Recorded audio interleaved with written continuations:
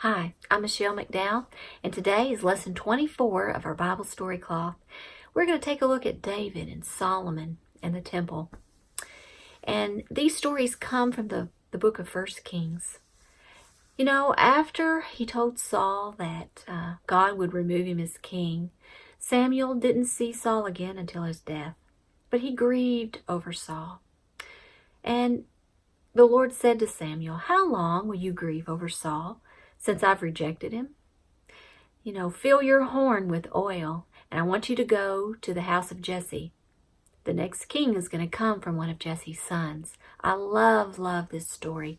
Jesse had 8 sons. And typically when we think of picking a king, we think of picking maybe the oldest of the family, since that was culturally the way that you did things.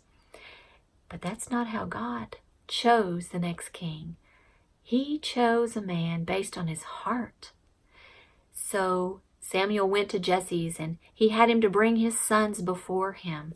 And each time Jesse would bring one forth, beginning with the oldest, who was the tallest and strongest.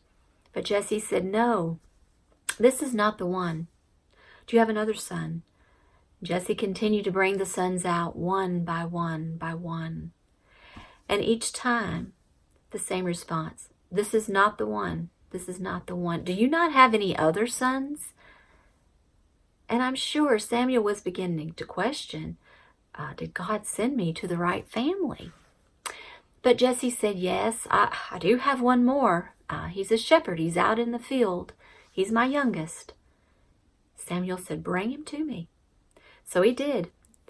And David come before him. And when he did, he instantly knew, this is the one. This is the one that God wants. So David became one of the greatest warrior kings of all time. And God told David that through him, he would fulfill his promise. Now, King David wanted to build a temple during his reign, but God told him no, because he was a man of war. But he did say his son Solomon would build the temple. And after King David died, his son Solomon did become king, and he reigned with the wisdom of God. He built a glorious temple. However, over time, he allowed temptations to get the best of him.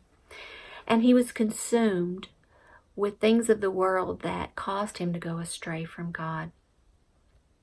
So after Solomon's reign, the nation of Israel split into 2, Judah and Israel. And we'll talk more about that next time.